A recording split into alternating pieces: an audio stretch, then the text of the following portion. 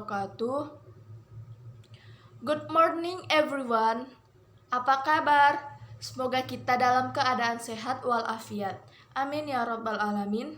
Perkenalkan, nama saya Dewi Putri Ayuni, nomor induk mahasiswa 0309 191021.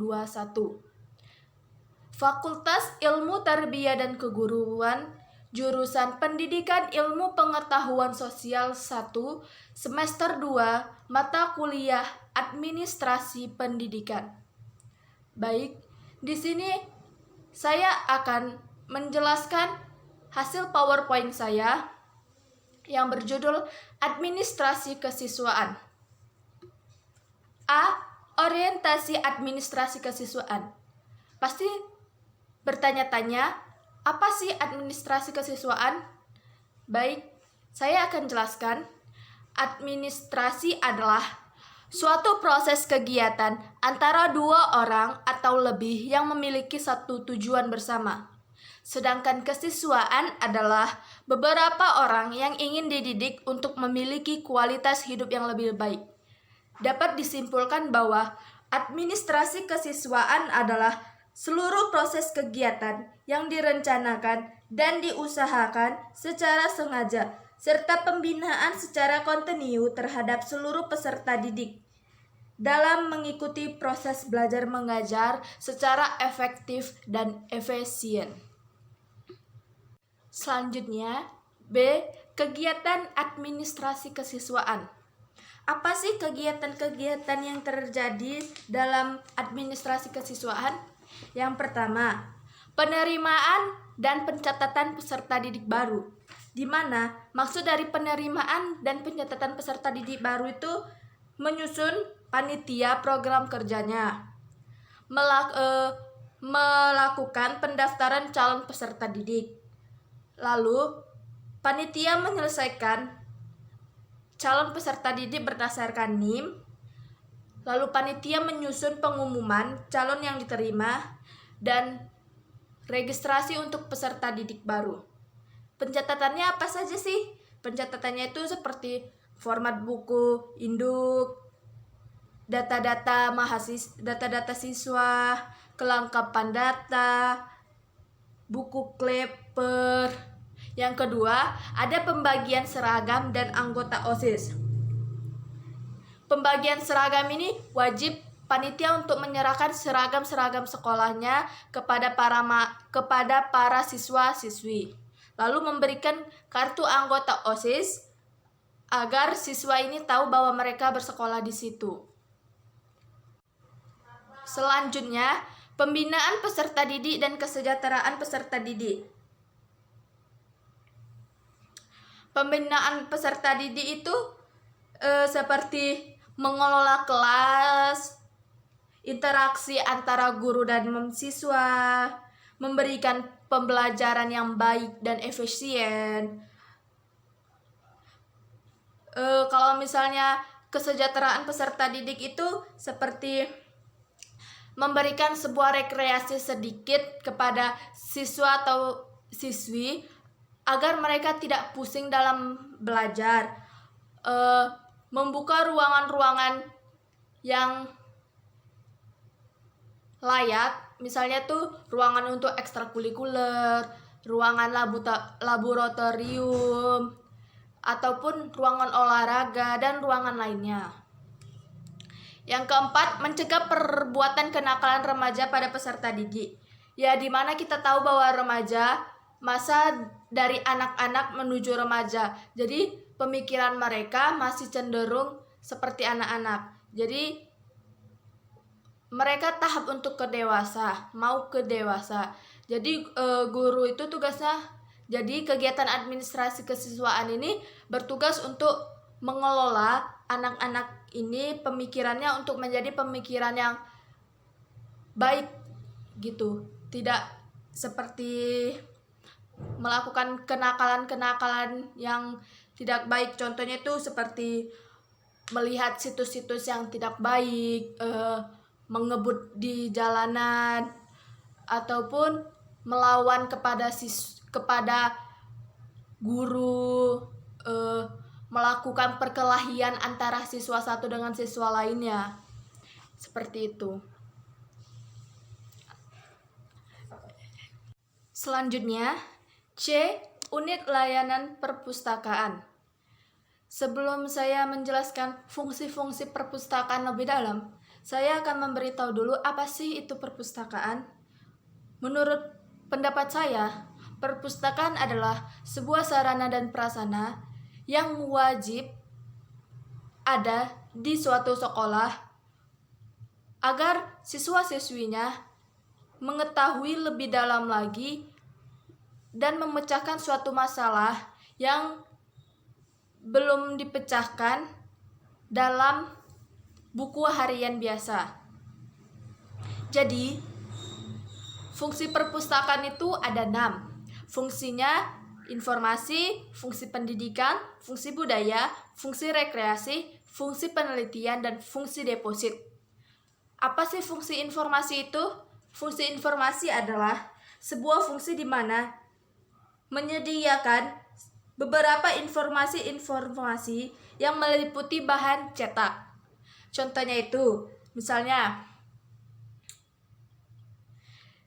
kita mengambil berbagai ide-ide dari buku sebagai referensi untuk tugas sekolah, makalah, atau kita bisa memperoleh informasi tersebut untuk memecahkan suatu masalah gitu. Jadi fungsi informasi seperti itu. Yang kedua ada fungsi pendidikan. Apa sih fungsi pendidikan itu? Fungsi pendidikan itu sebagai menyediakan berbagai informasi yang meliputi bahan cetak, terekam, ataupun lokasi lainnya sebagai sarana untuk menerapkan tujuannya pendidikan. Contohnya itu seperti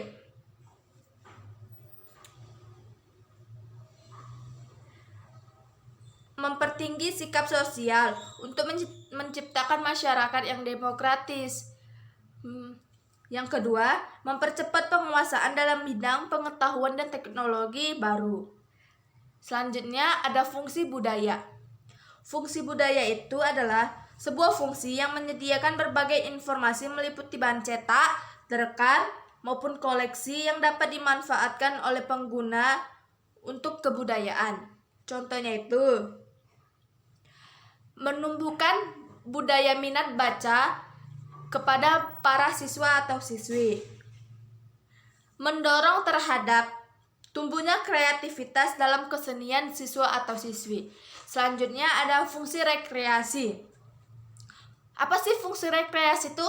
Fungsi rekreasi adalah fungsi yang menyediakan berbagai informasi yang meliputi bahan tercetak, terekam, maupun koleksi lainnya dalam rekreasi. Contohnya itu seperti dengan membaca kita bisa menciptakan kehidupan yang seimbang antara jasmani kita dan rohani.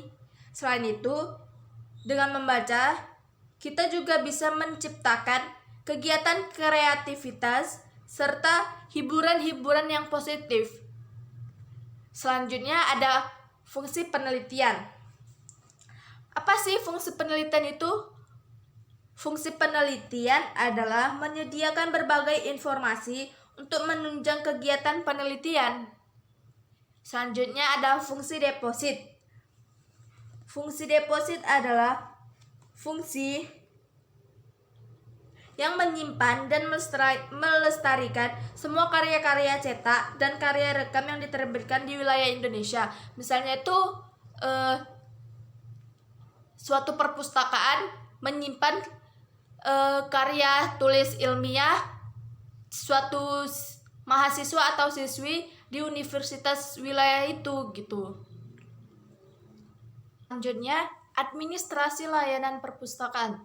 Di sini saya menjelaskan apa sih fungsi dari perpustakaan di sekolah. Yang pertama, sebagai sumber belajar di lingkungan sekolah. Yang kedua, salah satu komponen dari sistem pengajaran. Yang ketiga, sumber untuk menunjang kualitas pendidikan dan pengajaran. Yang keempat, sebagai laboratorium belajar yang memungkinkan peserta didik dalam mempertajam dan memperluas kemampuan untuk membaca, menulis, berpikir, dan komunikasi. Selanjutnya, ada unsur organisasi perpustakaan. Unsur-unsurnya ada 7. Yang pertama ada manusia. Manusia, di dalam suatu organisasi pasti ada unsur manusia. Jika tidak ada manusia, maka tidak adanya kerjasama dan tidak ada yang memimpin dan dipimpin. Yang kedua, ada sasaran. Di dalam organisasi juga ada sasaran. Sasarannya itu di mana memiliki satu tujuan yang sama untuk dicapai secara bersama-sama. Yang ketiga itu ada tempat kedudukan. Sama seperti unsur lainnya, dalam suatu organisasi juga memiliki tempat dan kedudukan secara tetap ataupun secara sementara. Yang kelima, ada pekerjaan.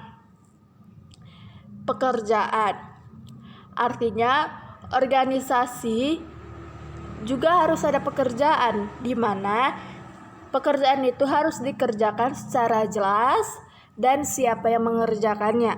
Yang kelima ada teknik. Di dalam suatu organisasi juga ada memiliki unsur-unsur teknik. Yang keenam ada struktur. Di suatu organisasi juga memiliki struktur di mana hubungan ini antara manusia yang satu dengan yang lainnya agar tercapainya organisasi. Yang keenam itu ada lingkungan, di mana organisasi ini memiliki sebuah lingkungan untuk mempengaruhi sistem kerja sama sosial. Selanjutnya ada struktur organisasi perpustakaan. Yang pertama ada tujuan, yang kedua ada misi, yang ketiga ada tugas, yang keempat ada pokok, dan yang kelima ada fungsi. Di mana struktur ini harus dijalani secara bersama antara anggota satu dengan anggota lainnya agar terciptanya organisasi menjadi efektif dan efisien. Selanjutnya ada organisasi perpustakaan.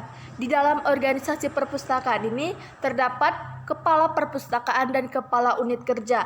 Adapun tugas kepala perpustakaan dan kepala unit kerja yaitu yang pertama, beban kerja yang harus dipikul. Yang kedua, jenis pekerjaan yang beragam. Yang ketiga, kebutuhan berbagai macam spesialisasi. Selanjutnya, ada penyusunan organisasi perpustakaan. Yang pertama, ada tujuan perpustakaan. Adapun tujuan perpustakaan yaitu perpustakaan nasional itu berfungsi sebagai perpustakaan deposit. Kalau perpustakaan perguruan tinggi sebagai pelayanan masyarakat di dalam perguruan tinggi tersebut. Kalau perpustakaan khusus, dia hanya melayani masyarakat homogen yang mempunyai minat dan kebutuhan akan informasi khusus. Selanjutnya ada perpustakaan umum. Kalau perpustakaan umum ini sebagai seluruh lapisan masyarakat. Selanjutnya ada perpustakaan sekolah. Perpustakaan sekolah itu sebagai melayani masyarakat khusus dalam suatu sekolah tersebut. Tugas pokok perpustakaan itu menghimpun bahan pustaka, mengolah dan merawat pustaka, memberikan layan dan bahan pustaka. Selanjutnya yang ketiga itu ada rincian kegiatan perpustakaan. Yang keempat ada pengelompokan kegiatan kerja. Yang kelima ada struktur organisasi perpustakaan. Yang keenam ada anggaran perpustakaan. Selanjutnya unit layanan bimbingan konseling. Unit layanan bimbingan konseling ini terbagi menjadi 3. Ada tugas bimbingan konseling, ada fungsi bimbingan konseling, dan ada kegiatan-kegiatan bimbingan konseling. Baik, selanjutnya ada tugas bimbingan konseling. Apa sih tugas-tugas dari bimbingan konseling tersebut?